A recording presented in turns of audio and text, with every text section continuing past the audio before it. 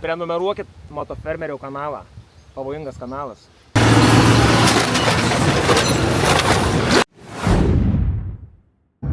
O, koks gražus akinis grįžo ant galvos. Aš šiandien ne vienas sėdžiu mašinoje. Tai yra, kadre sėdžiu ne vienas. Aš irgi su akiniais. Gražiai. Visi su akiniais jau. Tų, kur nemėgsta sekėjai mano tų akinių, nu bet kad, nu ką daryti. Tai kad ir mano tų akinių daug kas nemėgsta juokės. Ne, čia šiaip tai žinoma žurnalistai užsuko iš Kruonio. Taip, laba diena.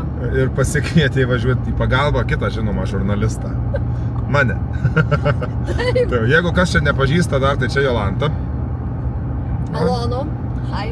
Jo, pastebėkite socialinėje visoje erdvėje tikrai įdomų ir tikrai naudingą kontentą kelia. Ne taip, kai mano čia apie laužavietę, dar ten, ką ten sudegusius motociklus, ne? Tai va, savaitgalį kaip tik apturėjom kartu kelionę smagę. Ir dabar dalinamės įspūdžiais, kurie, nežinau, dar ilgai bus. Emocija dar neatslūgus, žodžiu. Bet tai gerai, vadinasi, jeigu emocija neatslūgus, tai kelionė ir laikas buvo superinis, kompanija gera. Aš visą laiką prisimenu kelionės tas, kurios buvo tikrai su iššūkiais, sunkios, bet jos kažkaip lieka atminty giliausiai. Superinė buvo kelionė. Ačiū labai vedliui, gerbiamam motofarmeriui. Motofarmeriui. O, kaip bėga, žiūrėk, žmogus sportuoja. Nu. Tai ne taip, kai mes sėdime, ne? Smagi kelionė buvo su iššūkiais tikrai ir slystelėjimais, ir kelnių skalbimais, Superbol grįžus, visko. Vienu metu buvo iš tikrųjų, kad aš jau Marčiui kabinausi per striukę į jo mėsas jau laikiausi. Tai gerai, kad daug kur įsikabinti yra, visą laimį. Nebuvo juokinga, bet kažkaip vyrai, kaip sakau, šitoj kelioniai vyrai parodė savo charakterį. Ir moteris, aišku, ne šiek tiek charakteris, nes buvo tikrai ir be patirties hebros, ir su patirtim visokių turėjom. Andriui reikėjo susitvarkyti su mumis visais. Ir visi klausėm vedlio, visi savo kažkokių... Į kitą dešinę. Į kitą dešinę, okei. Ale, su to moteriam, karačia. Jo, okei. Tai jo, visi buvom bendrystėj, nu, super vyrai, pagarba jum visiems, kas važiavot, wow. Normaliai. Nu, dabar gerai, jau kelionę galim pamiršt, bus apžvalga, ar jau gal kažkas matė tą apžvalgą. Kur važiuojame čia dabar? O mes važiuojam iš tikrųjų pas garsius Vilkaviškio krašto ūkininkų sąjungos narius. Pasipuošiau aš pas juos važiuodamas. Taip, pas Artūrą ir Šarūną. O ką veiksim? Pas tuos barškuolinius. Ką veiksim ir mano outfitas, aišku, irgi. Outfitą pamatysit jos po to, kas čia krenta man. Nufilmuosiu stambiu planu, viską pamatysit. Ir jau čia dabar nesakom, kokiu tikslu važiuojam, kodėl, pamatysit, gal ir suprasit, gal ir ne. Bet info bus daugiau iš vietos. Sekit, nes čia Artūras su Šarūnu yra man sugalvoję rolę, ką aš turiu daryti, kaip viskas turi atrodyti. Mano čia nieko nėra, jokių idėjų. Čia būtent jų idėja ir aš ją dabar turėsiu išpildyti. Ir aš prisidėsiu ir padėsiu. Bent kartą naudingas būsiu kažkam. Žodžiu, okei, hebra, judamės link Barškuolės. Lyg tai gal vėjas rimsta, oras taiso, nes čia kaip savaitgalį belė kas darėsi, taip ir toliau tęsiasi nesąmonės. Tai žodžiu, judam pas Artūrą į garažą, kursim Barškuolę ir darysim kontentą. A, kokia gražuolė Barškuolė paruošta. Į motociklų kiek. Jau reiks prašyti, kad pravežtų. Tema klausyk. Tu atsivežk motofermerį į tokią vietą. Ale, Jolka pataikė gerai. Išlindo gražuolis vienas jau. Eisim žiūrėti. Dabar žiūrėkit, kaip pasisveikino su žmonėm. Va, žinot, gražu.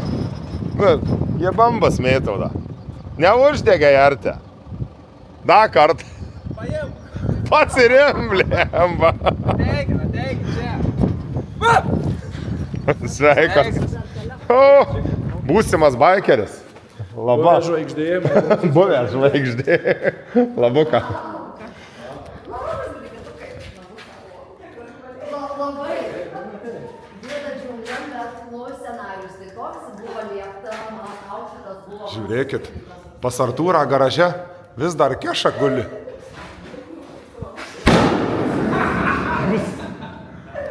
Eikit, va dabar eik jau skalbt kelnes, Artūr. Einam, žinau. Čia, žinau, kad patilčiuos, kai atvažiuoja, čia tie laukiniai, tokie visi. Čia baisu.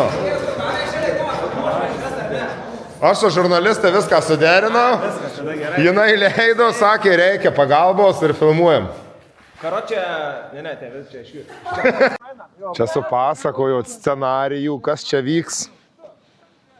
Tai čia, žinokit, bomba bus bomba.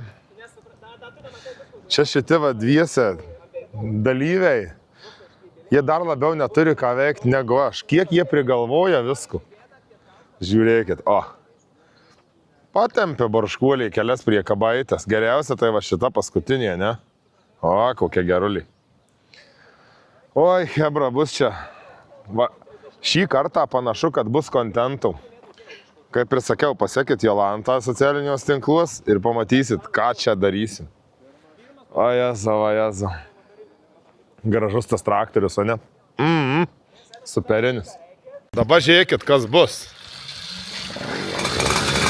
Eina geriau negu mano goldas beveik.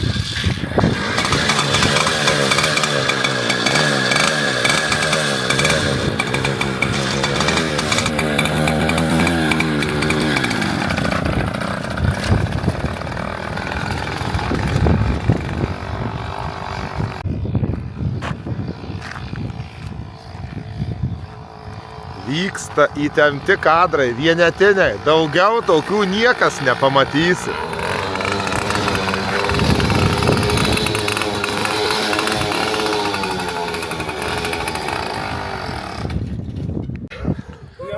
Čia tokie baisūs kadrai ir dalykai dedasi.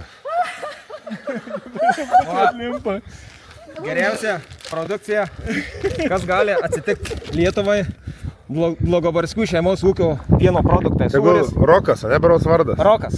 Aš jau šitą pavardę, tegul nesupyksta, bet aš vis neištariu. Dlugoborskis. Nu tai baig tiek mokslo, kaip aš tai ištarsi. Jau dabar žinosiu, Rokas Dlugoborskis. Pasikartojo 10 kartų, nes vis žiūriu video ar būna užkrinta pavardė, nesąmonė, pasakau kokią.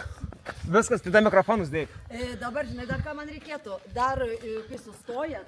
Neklausykit, palikit pabaigai, bus reklama įdomi.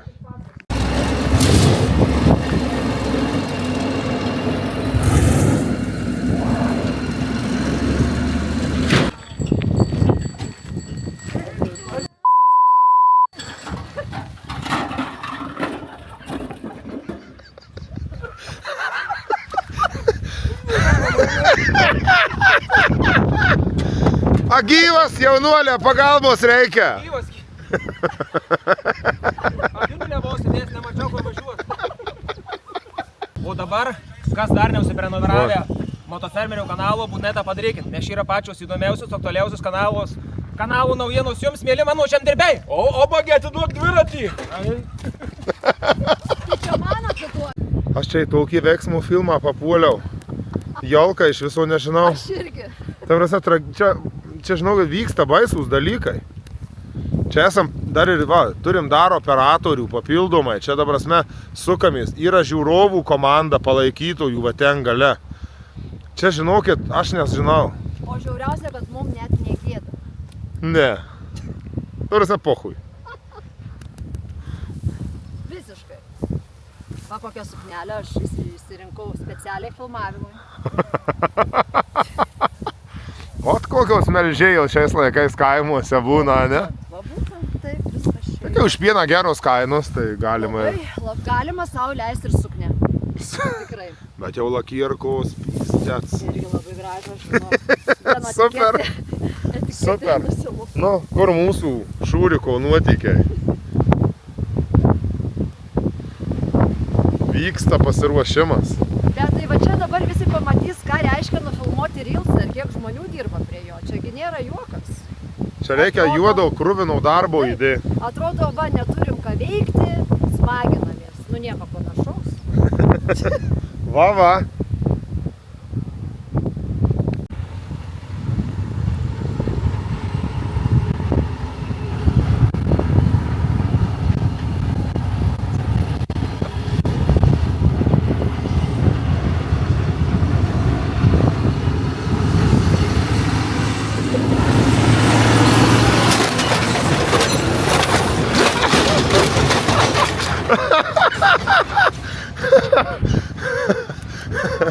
Eikit jūs nuo pieno įsimaučia. Jo, žiūrėkit avariją, nuo įvykio vieto. Bifesto Liepos 4. Pašeš, Paršežerių 7 Šilalės rajonas. Jeigu norit komedijos, atvažiuokit į Patilčius. Klaunas geras gyvena. Klaunas į tą draugą turi vieną.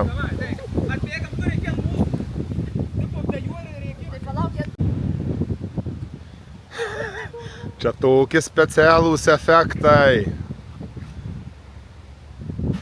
Spėkit, kaip jaučiuosi, ką aš žinau, ką jie čia, ko mane dusina.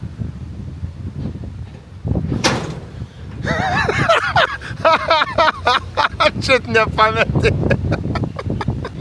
Žodžiu, papuoliau įvykių sūkurį, į veiksmą, į dalę kur. Bet nieko, visi gyvi, žinokit. Niekas nenukentėjo, žala nepadaryta. Super.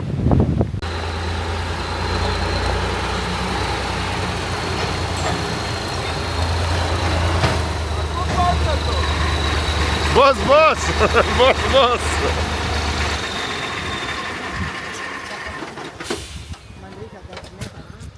Atspėkit, ką filmuojam.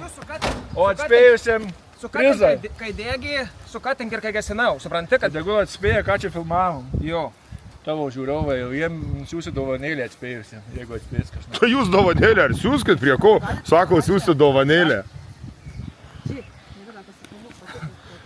O, dievai. Už ką? Ką aš jums parodysiu, visi sulindo.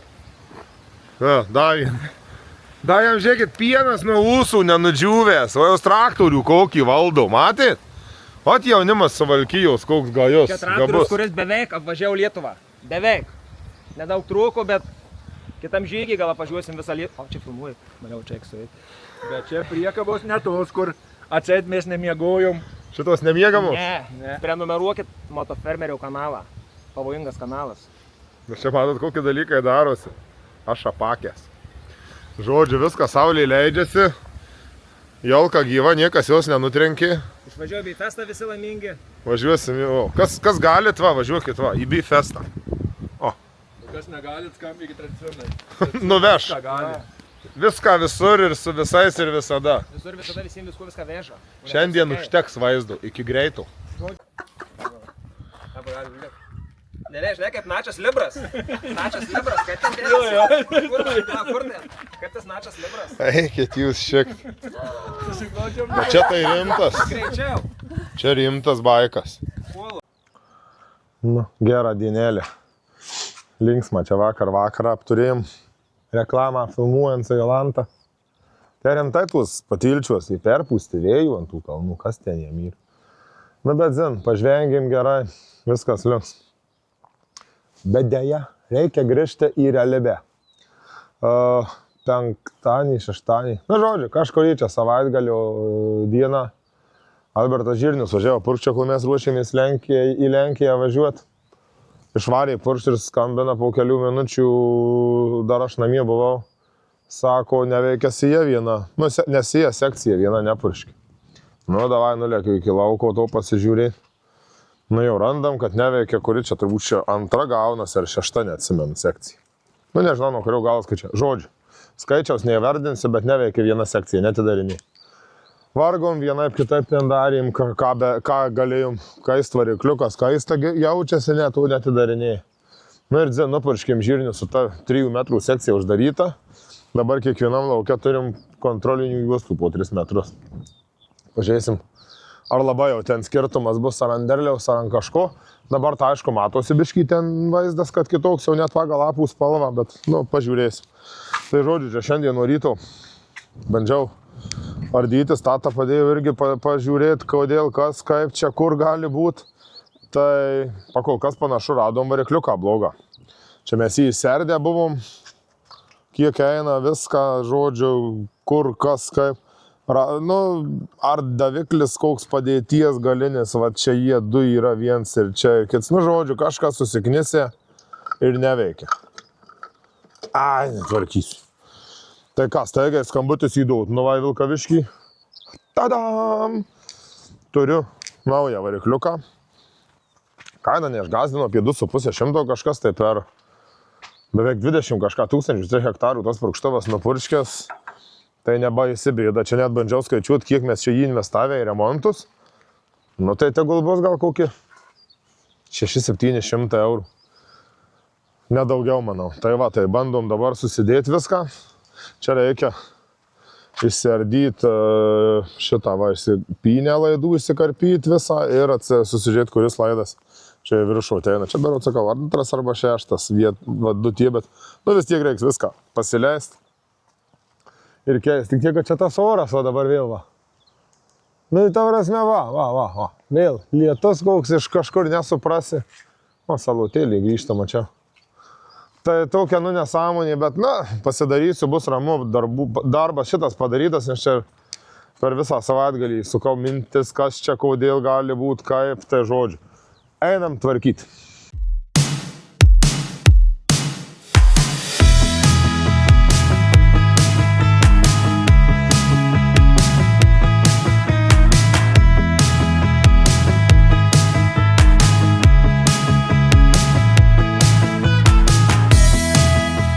Jei, kaip ir sakiau, gedimas tas, viskas veikia. Liko va sudėlioti viską, po dėlionę sužaist, va, patikrino tikrintojas. Tikrintuvas jau, ačiū Dievui, kad tik tai toks gedimas atsirinkta. Dabar kitą kartą jau žinosiu, iš kurios pusės sekcijos skaičiu, jeigu reikės laidus pasižiūrėti. Šia, einam sudėlioti. Ole, kad veidas, mano piktas aukas čia gale koks iš vis. Tai va, sudedu ir galima bus važiuoti purškai, nurims vėjas, nes čia va vėl uraganas. Ir kai biškai pradžius viskas. Reikia į kapsuką lėkti kviečius, nupuršti vasarinius, bus viskas. Žmona prisiminė apie vieną testą, kurį buvau kalbėjai. Reikia atsineša testo dalį, tai yra pagrindiniai dalyviai. Aš žinot, ką darysim. Katino testą. Čia beje, va, ant kiek rapsas yra gaji kultūra. Buvo išpjauta lauko dienai įėjimas. Nebijok dalyvių testo. Nebijok. Taigi tu būsi žvaigždė. Mandarinas, palauk, arbūzas, kas čia, ne? Braškiai. Mažylis, pusė mamos dydžio mažylis. Sudraskė manęs pirmą įdėti. Nu ir kažkur va, link tos va pusės ir mesktų jį. Mes dar gražiai dėti. Uždėk taip tolyn jau, bet turi tolyn uždėti ne visai palei kraštuką. Ir tik tai aš tai neatsimenu, jeigu rapso viršum katinas nubėga, tai kiek ten turbūt 5 tonus, a ne rapso bus. Nu tai bandau. Būt gerai nesudraskytų po manęs. Katinas guli. Ką jūs savo galvojat? Nu, biškai įkrito jau dabar. Lys katinuką į viršų. Nu, gal man lys pas jį dabar. Kur išlenda katinukas? Mažylį. Pabandom dar kartą. Bandom. O, Jėzu! Jau jis gudrutis dabar. Palaukit, matau gerą jį. Viskas gerai, Katinė. Matyt, normaliai? Matyt. 3, 2, 1. Ne, nebus 5 tonų. Iš tikrųjų, tai žinau, per sunkus katinas. Nu jau, kad ir mažylis, bet jis visai Jeigu nemažas. būtų apelsinas, tai tikrai tiltų. Tai kad mes mėsinį atsinešėm, reikėjo už tų mažų katinukų. Mažiuką reikia. Galiu atnešt. Ką? Katiną. Mažylį katinuką? Nu, kad atsineši katinuką. Padarysim dar vieną testą, vaikišką lygį. Čia buvo jau toks, kai aš esu stambus ūkininkas, nežemių plotų. O, per pilvą. Tai taip ir testas buvo stambus. Ai, kad neši karelę katiną, dar vieną bandysim. Viskas vardan mokslo. Antro bandymo dalyvis, ko taip bijo. Bet viskas vardan mokslo. Čia apelsinas, ne, jau šitas tikrai. Bet jis toks nusiskalbęs biskį. Vasarą nublukęs apelsinukas. Blondinukas dar, jis ne oranžinis, o Aš visą blondinukas. suprakaitavus. Jaučiuosi, kad nebūtų. Tipo karšta? Musė? Tipo karšta tavo karelė? Nes aš bėgau. Ir negazinom katiliuko. Tai čia tai silpnas rapsas, reikia ten, va, kur išvirtęs, toj vietoj, va čia va. Ai. Kaip gražiai žolė nupjauta. Beje, jeigu kam reikia, va, atiduodu Silosau tą krūvą. Va, šviežia šiandien nupjauta žolė. Jeigu kam reikia, atliekit, tai yra parašykit į PM ir priduosim. Gerą kainą sutars. Nu čia va galima daryti, šitą katiną turi laikyti šitą.